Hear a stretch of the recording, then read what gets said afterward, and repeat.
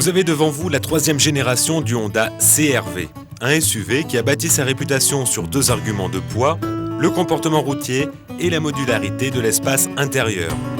Pas question pour la marque japonaise de rompre avec le passé, le nouveau CR-V est fait dans la continuité avec des lignes rajeunies et des éléments de sécurité encore revus à la hausse. Le CR-V est doté d'une transmission intégrale non permanente, un surcroît de puissance arrive aux roues arrière en cas de perte d'adhérence du train avant.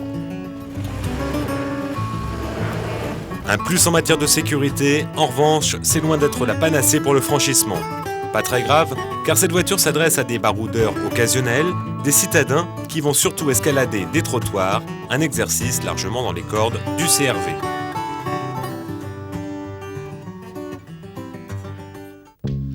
Question design, le nouveau CR-V a considérablement évolué par rapport à son prédécesseur. Il s'est inspiré de ce qu'il se fait de mieux sur le marché des 4x4 de luxe. Le mot d'ordre est plus court, plus large, moins haut. Pour compléter la panoplie, il ne faut pas oublier les phares profilés, les grosses roues de 17 ou 18 pouces suivant le modèle de finition, les lignes arrondies sur les flancs et massives, voire agressives pour la face avant. Ces aménagements ont fait chuter le coefficient de traînée de 12% par rapport à l'ancien CR-V très anguleux. De profil, la voiture rappelle l'Audi Q7, notamment au niveau des vitres arrière. Autre nouveauté, la porte arrière est devenue un haillon, il a fallu loger la roue de secours sous le plancher. L'habitacle ressemble à celui d'une berline, la chaleur en moins.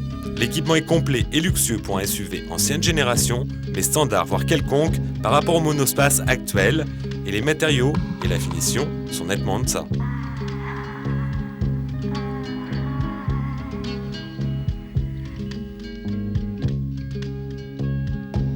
Deux motorisations sont au catalogue, un diesel et un tout nouveau 2 litres 250 chevaux équipé d'un système de fermeture retardée des soupapes pour diminuer la consommation, c'est notre modèle d'essai.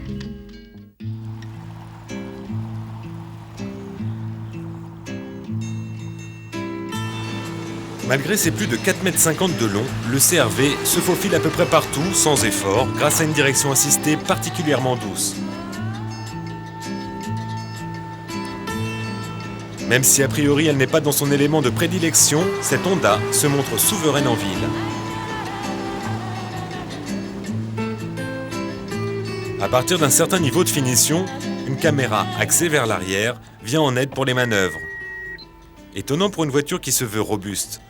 Encore que, bien que les buffles aient déserté les villes depuis longtemps, beaucoup les craignent et se protègent.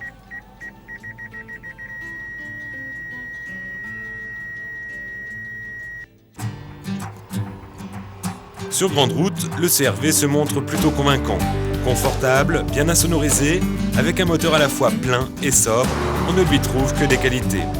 Malheureusement, le constat se ternit dès que la route devient sinueuse. Les suspensions souples finissent par poser des problèmes de motricité en sortie de virage serré, mais le point le plus gênant concerne les reprises. Le moteur n'est pas en cause, le problème vient de la boîte de vitesse automatique du modèle essayé.